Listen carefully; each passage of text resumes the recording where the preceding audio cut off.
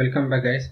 Python டுட்டோரியலில் நம்ம இந்த மூவியில் நம்ம எதை பற்றி படிக்க போகிறோம்னா டே டைம் ஹேண்டில் பண்ணுறது எப்படி அப்படின்றது. ஓகே, ஸோ நம்ம எல்லாத்த பற்றியும் பார்த்துட்டு almost we have covered all the topics. Okay, so எல்லா மேஜர் டாபிக்ஸும் கவர் பண்ணிட்டோம். இப்போ டே டைம் யூஸ்வலாக நம்ம டே டைமில் நிறைய வேலை செய்வோம். நம்ம லாகெல்லாம் பற்றி பார்த்துருக்கோம்ல. லாக் ரிஜிஸ்டர் பண்ணணும் அப்படின்னா அந்த லாக் வந்து எப்போ கிரியேட் ஆச்சு, எப்படி கிரியேட் ஆச்சு, எப்போ கிரியேட் ஆச்சு, யார் மாடிஃபை பண்ணுறா, இந்த மாதிரியான எப்போ மாடிஃபை ஆச்சு, இந்த மாதிரியான டேட்டா எல்லாமே உங்களுக்கு எப்படி இருக்குன்னா டே டைம் ஃபார்மேட்டில் இருக்கும். அப்போ டே டைம் வந்து எப்படி ஒர்க் பண்ணணும் அப்படின்றத நம்ம ஃபைண்ட் அவுட் பண்ணணும். ஓகேவா? ஸோ அதுக்காக தான் நம்ம இந்த ஸ்பெசிஃபிக் மூவி இது பார்த்துருக்கோம். டே டைம் வந்து டிஃபால்ட்டாக பைதான் இதோடய வந்துடும். எல்லா ப்ரோக்ராமிங் லாங்குவேஜுமே டே டைம் சப்போர்ட் பண்ணும் பை டிஃபால்ட். ஸோ இப்போ ஃபஸ்ட்டு வந்து பிரிண்ட்டில் டேட் டைம் அப்படின்னு சொல்லிட்டு ஒரு இது போட்டுட்டு நவ்வுன்னு சொல்லி போட்டுருவோம். ஓகேங்களா? இப்போ இதை நம்ம ரன் பண்ணி பார்க்கலாம். எதுவுமே நம்ம பெருசாக எக்ஸ்பிளைன் பண்ணல. டே டைம்ல என்னன்னே தெரியல அப்படின்னு சொல்லிடுச்சு. ஸோ இது எப்படி நம்ம ஃபிக்ஸ் பண்ணலாம் அப்படின்னு பார்த்தா நம்ம ஆப்வியஸாக எப்பயும் போல் ஒரு இம்போர்ட் வந்து போட்டாகணும். இம்போர்ட் வந்து என்னென்னா ரெண்டு டிஃப்ரெண்ட் டைப்ஸ் ஆஃப் இம்போர்ட் இருக்குது. இம்போர்ட்டை பொறுத்த வரைக்கும் இதுக்கு நம்ம எந்த தேர்ட் பார்ட்டி பேக்கேஜும் இன்ஸ்டால் பண்ண தேவையில்லை. நம்ம டைரெக்டாகவே வந்து டேட் டைம் அப்படின்னு சொல்லிட்டு ஒரு மாடியூல் இருக்குது. இந்த டேட் டைம்லேருந்து நம்ம இம்போர்ட் பண்ணலாம். இப்போ ஃப்ரம் டேட் டைமில் நான் இம்போர்ட் பண்ணியிருக்கிறது டேட் டைம். ஓகே, ஸோ இதே போல் இன்னொரு மாடியூல் இருக்குது. அது என்ன அப்படின்னு சொல்லிட்டு பார்த்தா ஃப்ரம் டேட் அப்படின்னு சொல்லிட்டு இன்னொரு மாடியூல் இருக்குது. டேட் டைமில் இம்போர்ட் டேட். ஓகே, ஸோ இந்த ரெண்டு மாடியூல் தான் நம்ம யூஸ்வலாக வந்து ஒர்க் பண்ணுவோம். ஒரு 4-5 மெத்தட் தான் இருக்குது. நம்ம அதை வச்சுட்டே வந்து ஃபுல்லாக இந்த டுட்டோரியலில் பார்த்துடலாம். ஓகேங்களா? இப்போ டேட் டைம் டாட் நவ் அப்படின்னு சொல்லிட்டு பிரிண்ட் பண்ண எனக்கு என்ன வரணும் அப்படின்னு சொல்லிட்டு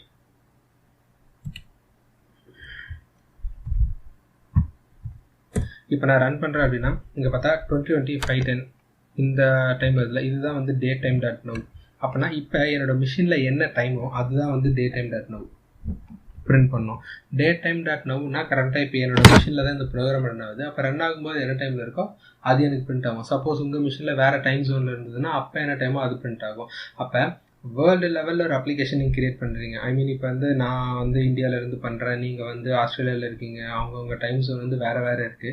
அப்போ இதை நான் எப்படி வந்து இது பண்ணலாம் அப்படின்னு பார்த்தா நம்ம யூனிவர்சல் டைம் ஜோன் வச்சுருக்கோம். ஓகே, ஒன்று டேட்டா பேஸில் ஸ்டோர் பண்ணும்பொழுதோ இல்லைனா வந்து ரிட்ரீவ் பண்ணும்போது ஏதோ ஒரு இடத்துல வந்து நம்ம கன்வர்ஷன் பண்ணிடுவோம்.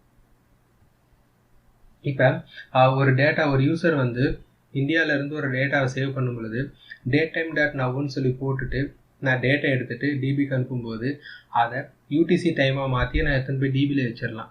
அப்படி இல்லை அப்படின்னா வாங்கும் பொழுதே நான் யூடிசி டைமாக வாங்கி எடுத்துட்டு ஏதாவது ஒரு இடத்துல கன்வர்ஷன் நடந்தே ஆகணும். அப்போ தான் வந்து அது கரெக்டாக ஒர்க் ஆகும். அப்படி இல்லைன்னா அவங்க டைம் ஜோன் வந்து மாறி போயிடும், டேட்டு டைமு தப்பாக காட்டும். அந்த மாதிரி இதெல்லாம் ரொம்ப கேர்ஃபுல்லாக வந்து ஹேண்டில் பண்ணணும். அப்போ எப்படி நான் ஹேண்டில் பண்ணலாம், அப்போ என்ன எனக்கு பிரச்சனை வரும் அப்படின்னு சொல்லிட்டு கேட்டால், ஒன்று அப்ளிகேஷன் சர்வர் எல்லாம் ஒரே இடத்துல இருக்கும். கரெக்டாக? ஸோ இப்போ எக்ஸாம்பிள் வந்து இப்போ டிபி சர்வர் வந்து இந்தியாவில் மட்டும் வச்சிருக்கேன்னா இப்போ நான் டே டைம் டாட் நவ்னு சொல்லி இந்த இடத்துல மட்டும் எப்பவுமே எனக்கு இந்தியா டைம் தான் சேவ் ஆகும். நான் ஆஸ்திரேலியாவில் வச்சுட்டு பார்க்கும்போது நான் காலையில் 10 மணிக்கு, அதாவது இந்தியா டைமோட 10 மணிக்கு நான் வந்து ஒரு என்ட்ரி போட்டிருப்பேன், அக்கௌண்ட் கிரியேட் பண்ணியிருப்பேன். இந்தியா டைமோட 10 மணின்றது ஆஸ்திரேலியாவுக்கு என்ன அப்படின்றது நம்ம அப்புறமா கனெக்ட் பண்ணலாம், அதெல்லாம் தெரியல. ஸோ அதை வந்து கனெக்ட் பண்ணி வைக்கணும். இப்போ காலையில் ஒரு 3 மணி இல்லை 4 மணி இருக்குன்னு வச்சுக்கலாம். அந்த மாதிரி டைமில் அவங்களுக்கு ஈவினிங்காக இருந்தது அப்படின்னா அப்போ டைம் வெரி ஆகிடும். அப்போ நான் போய் கேட்பேன், நேற்று காலையில் தான் நான் கிரியேட் பண்ணேன், இப்போ எனக்கு மாறி இருக்கு அப்படின்ற அந்த மாதிரியான கன்ஃபியூஷன் வரும். அப்போ என்ன பண்ணலன்னா இப்போ தான் வந்து நம்ம என்ன எடுப்போம் அப்படின்னு சொல்லிட்டு பார்த்தா யூசரோட லோக்கலைசேஷன். ஓகே, ஸோ இப்போ ஆஸ்திரேலியாவில் இருக்கிற யூசர்னா வந்து EN-AU ஐ திங்க் அதுதான் வந்து லோக்கலைசேஷன், ஆஸ்திரேலியா லோக்கலைசேஷன். அப்போ அந்த லோக்கலைசேஷன் எடுத்துகிட்டு என்னோட டைமை நான் அவங்க யூஏல வந்து காட்டுறதுக்கு முன்னாடி அதை நான் கன்வெர்ட் பண்ணிடுவேன் அவங்களோட டைம் ஜோன் என்ன அப்படின்றத பார்த்து. ஓகே, ஸோ இந்த மாதிரி கன்வர்ஷன்லாம் நடக்கும். இப்போ இது வந்து யூஸ்வலாக நடக்கிற கன்வர்ஷன். நம்ம இப்போ டே டைம் மட்டும் தான் பார்க்க போகிறோம். ஓகே, ஸோ இப்போ பிரிண்ட்டில் வந்து டே டைம் டவுன்னு சொல்லிப்பட்டால் கரெக்டாக என்ன டைமோ அது எனக்கு பிரிண்ட் ஆகும். அப்போ இன்னைக்கு பற்றி எனக்கு தெரியணும் அப்படின்னா டேட் டாட் டுடே அப்படின்னு சொல்லிட்டு வந்துருக்கு. ஸோ இந்த மெத்தடை கால் பண்ணும்பொழுது எனக்கு என்ன ஆகும்னா இங்கே வந்து 2 வரும். இன்னைக்கு என்ன அப்படின்றதுல வந்து வெறுமனே டேட் மட்டும் வந்திருக்கு, டேட் டைமில் வந்து மொத்தம் வந்திருக்கு.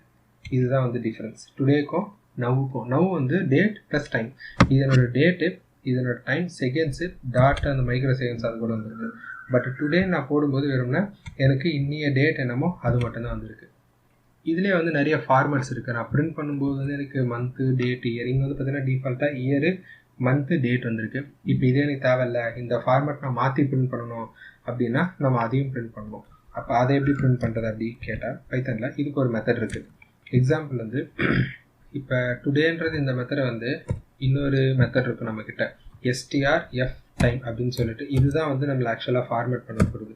ஃபார்மேட் பண்ணுறது ஒரு ஸ்ட்ரிங் தான் அக்செப்ட் பண்ணும். அதனால் வந்து எனக்கு ஃபஸ்ட்டு என்ன வேணும், டே வேணும், அதுக்கப்புறமா வந்து எனக்கு மந்த் வேணும், அதுக்கப்புறமா வந்து இயர் வேணும். இப்படி தான் நம்ம யூஸ்வலாக இது பண்ணுவோம். கரெக்டுங்களா? இந்த மாதிரி போட்டுட்டு நம்ம ரன் பண்ணுறோம். ஓகே, ஸோ இப்போ நம்ம வந்து இப்போ வந்து நம்ம என்ன ஃபார்மேட் அப்படின்றது சொல்லியிருக்கோம். இப்போ நம்ம ரன் பண்ணுறோம். இங்கே வந்து பார்த்தா 10/5/20 கட்டுதா. ஸோ இதுதான் வந்து எனக்கு என்னது ஃபார்மேட் வந்து மாற்றிருக்கோம். இப்போ ப்ரீவியஸாக நம்ம பிரிண்ட் பண்ணது தான் 20/20/5/10 அப்படின்றது. அது வந்து டிஃபால்ட் ஃபார்மேட்.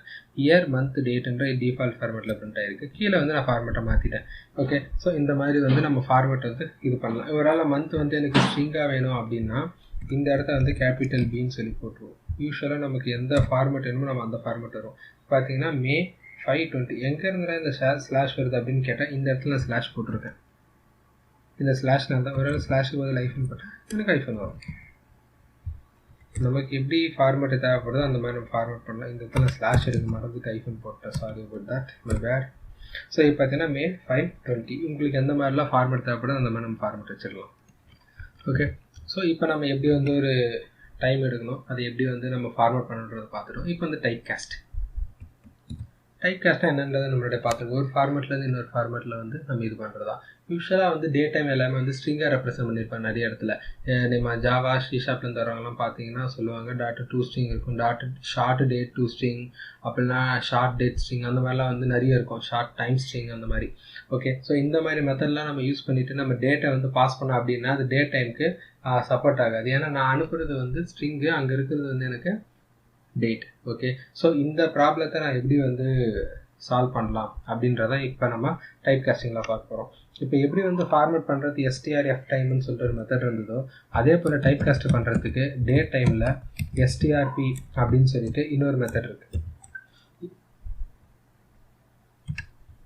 இந்த மெத்தட் என்ன பண்ணுன்னா வந்து எனக்கு எந்த ஸ்ட்ரிங்கை எந்த டைப் ஃபார்மேட்டாக நான் வந்து கன்வெர்ட் பண்ணணும் அப்படின்றதான் பார்க்கும். இங்கே நீங்கள் ப்ராக்கெட் போட்டதுமே தெரியும், CLS, date string, date string வேணும், அதுக்கப்புறம் வந்து ஃபார்மேட் எந்த ஃபார்மேட் மாற்ற போகிறேன் அப்படின்றது நமக்கு தேவைப்படுது. இப்போ ஃபஸ்ட்டு நமக்கு ஒரு டேட் ஸ்ட்ரிங் தேவைப்படும், அதுக்கப்புறமா ஃபார்மேட் வந்து இதை கூட காப்பி பண்ணி போட்டுடலாம். ஓகே, ஸோ இங்கே போட்டுட்டு இப்போ வந்து எனக்கு தேவை ஒரு டேட்டோட ஸ்ட்ரிங், அதுவும் எனக்கு என்ன ஆகணும், ஸ்ட்ரிங்காக தான் இருக்கணும். இப்போ டைப் காஸ்ட் பண்ணும்போது என்ன ப்ராப்ளம் நிறைய பேர் பண்ணுவாங்கன்னா, இப்போ எக்ஸாம்பிள் வந்து ஏ அப்படின்ற ஒரு கேரக்டர் வச்சுட்டு அதை இன்ட்டாக கன்வெர்ட் பண்ணால் நமக்கு வந்து எரர் சொல்லும். பட் அதுவே ஸ்ட்ரிங்கில் வந்து 1 அப்படின்னு சொல்லி வச்சுட்டு அதை நான் ஸ்ட்ரிங்காக கன்வெர்ட் பண்ண எனக்கு என்ன ஆகும், சரி இன்டிஜராக கன்வெர்ட் பண்ணால் கன்வெர்ட் ஆகிரும். இந்த மாதிரியான ப்ராப்ளம்லாம் வரக்கூடாது அப்படின்றதுக்காக நம்ம கரெக்டான ஃபார்மேட்டில் ஃபஸ்ட்டு ஸ்ட்ரிங் இருக்கா அப்படின்றத பார்த்துக்கணும். டேட் டைம் ஸ்ட்ரிங் அதுக்கு நம்ம இங்கே பிரிண்ட் ஆக்சுவலில் நம்ம இதே எடுத்துப்போம்.